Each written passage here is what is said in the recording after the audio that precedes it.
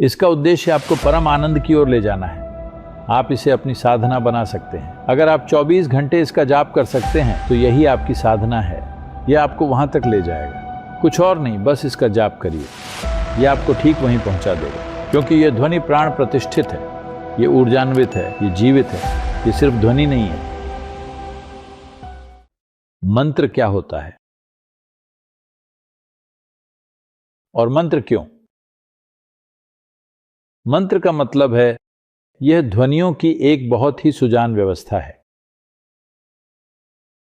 इसका अर्थ अपने आप में मायने नहीं रखता, लेकिन हम इसे इस तरह से बनाते हैं कि अर्थ भी जुड़ जाए, क्योंकि आखिरकार आपके पास मन और भावनाएं हैं जो आपके अस्तित्व का एक बड़ा हिस्सा है। अगर आप सिर्फ ऊर्जा होते और आपका मन और भावनाएं पूरी तरह से अलग रखी जाती तो कोई समस्या ही नहीं होती। मैं आपको सीधा एक्सप्रेस हाईवे पर ले जाता। लेकिन आपके पास मन और भावनाएं हैं जो आपकी ऊर्जा के जितनी ही या दरअसल उससे भी ज्यादा प्रभावी हैं। इसलिए आपके लिए अर्थ भी जरूरी है। अगर मैं सिर्फ ध्वनियों की एक सुजान व्यवस्था बना दूं, जो कि वास्तव में एक सुंदर मंत्र है, लेकिन उसका मतलब है कि आप मूर्ख हैं, भगवान मूर्ख हैं और सब मूर्ख हैं। अगर उसका ऐसा मतलब हो तो भले ही मंत्र ऊर्जा के स्तर पर काम करता हो, लेकिन मानसिक और भावनात्मक रूप से आप इसके लिए प्रतिरोध पैदा करेंगे। मैं ये क्या बोल रहा हूं, है ना? इसलिए आप भी चाहते हैं कि उसमें एक सुखद और सार्थक अर्थ जुड़ा हो।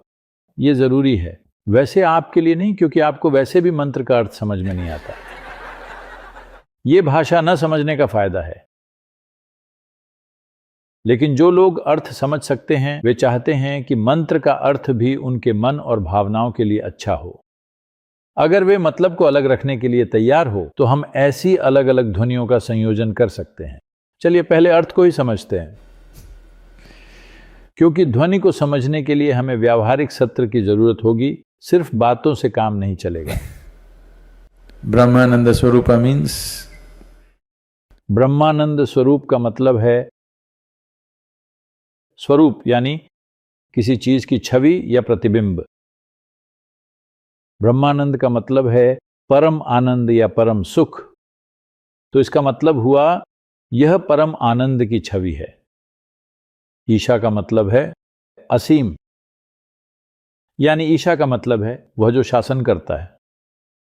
जगदीशा का मतलब है यह उसी बात को और जोर देकर कहता है। जग का मतलब है अस्तित्व। फिर एक बार ईशा का मतलब, जगदीशा का मतलब है जो पूरे अस्तित्व का स्वामी है, वह परम आनंद है। इसका यही मतलब है। इसी चीज को फिर एक बार अलग तरह से कहा जा रहा है। अखिलानंद स्वरूप मीन्स, अखिलानंद स्वरूप का मतलब है अखिल यानी सब कुछ। जो सर्व समावेशी है वो अखिल है। जो सब कुछ है, महेश उसका रूप है। महेश का एक और मतलब है मंगलकारी शासक, जो कि वही चीज है। शिव को भी महेश के रूप में जाना जाता है। तो आपको यह समझना चाहिए कि यह परंपरा है, हिस्ट्री नहीं है। ये इसकी या उसकी कहानी नहीं है। ओके, ये कहानियों की परंपरा नहीं है। यहां यह देखने की बात नहीं है कि आपने महेश कहा, क्या आप शिव की बात कर रहे हैं? ऐसा नहीं है। इस सृष्टि में जो भी शुभ है, हम वे सारे नाम शिव को दे देते हैं। शिव के लाखों नाम हैं और हम कहते हैं कि आखिरकार वह कुछ भी नहीं है, क्योंकि वह कुछ भी नहीं है। हम उन्हें कुछ भी पुकारते हैं जो भी हमें अच्छा लगता है। अगर वह कुछ होते तो हम उन्हें सिर्फ एक ही नाम दे पाते, लेकिन क्योंकि वह कुछ भी नहीं है, हम उन्हें जो भी पसंद हो वो नाम दे सकते हैं। जो कुछ भी हमें पसंद है उसे हम शिव कह देते हैं। शिव को क्या कहा जाता है? भैरव, जिसका मतलब है बहुत उग्र। शिव को सुंदर मूर्ति कहा जाता है, जिसका मतलब है सबसे सुंदर। शिव को भूतेश्वर कहा जाता है, जिसका मतलब है 5 तत्वों का स्वामी या सबसे भयानक। तो इस तरह शिव के कई नाम हैं। शिव को सबसे बुद्धिमान भी कहा जाता है और सबसे सरल और भोला भी। उन्हें भोलेनाथ कहा जाता है। जो भी हमें पसंद है हम उन्हें वही नाम दे सकते हैं, क्योंकि वह कुछ भी नहीं है। क्योंकि वह कुछ भी नहीं है, हम उन्हें कुछ भी कह सकते हैं। तो इस संदर्भ में मंत्र बस ऐसा ही है। अर्थ के हिसाब से ये बस यही कह रहा है कि परम आनंद या परम सुख वही है जो अस्तित्व का स्वामी है, यानी जो पूरे अस्तित्व पर शासन करता है, वह परम आनंद है। तो ये चीज, ये जो मंत्रोच्चारण हमने किया, इसे हमने प्राण प्रतिष्ठित किया है। आप इसका जाप करें और देखें कि ये क्या करता है। क्या किसी ने इसे स्वयं से कुछ समय के लिए किया है? ये क्या करता है? इसका उद्देश्य आपको परम आनंद की ओर ले जाना है। आप इसे अपनी साधना बना सकते हैं। अगर आप 24 घंटे इसका जाप कर सकते हैं तो यही आपकी साधना है। यह आपको वहां तक ले जाएगा, कुछ और नहीं, बस इसका जाप करिए। यह आपको ठीक वहीं पहुंचा देगा, क्योंकि यह ध्वनि प्राण प्रतिष्ठित है, यह ऊर्जान्वित है, यह जीवित है, यह सिर्फ ध्वनि नहीं है। नाद और नादयोग में यही फर्क है। आप ध्वनियों को प्राण प्रतिष्ठित कर सकते हैं। जैसे हम वस्तुओं को प्राण प्रतिष्ठित करते हैं, स्थानों को प्राण प्रतिष्ठित करते हैं, वैसे ही हम कुछ ध्वनियों को भी प्राण प्रतिष्ठित कर सकते हैं। और जब आप उस ध्वनि का उच्चारण करते हैं तो ये एक बिल्कुल नए स्पंदन पैदा करती है।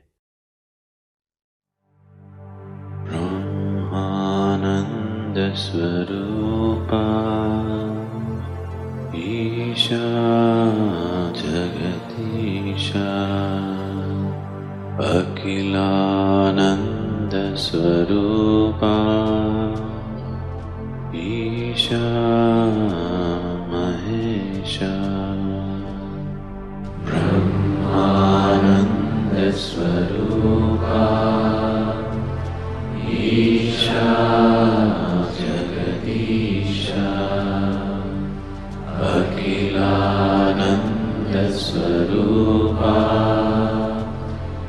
ईशा महेशा ब्रह्मानंद स्वरूपा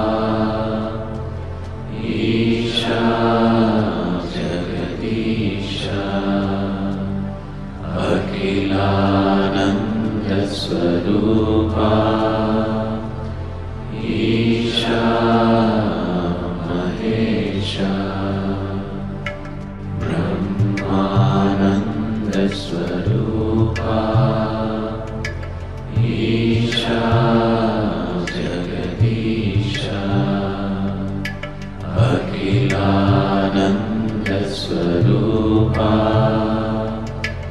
ईशा महेशा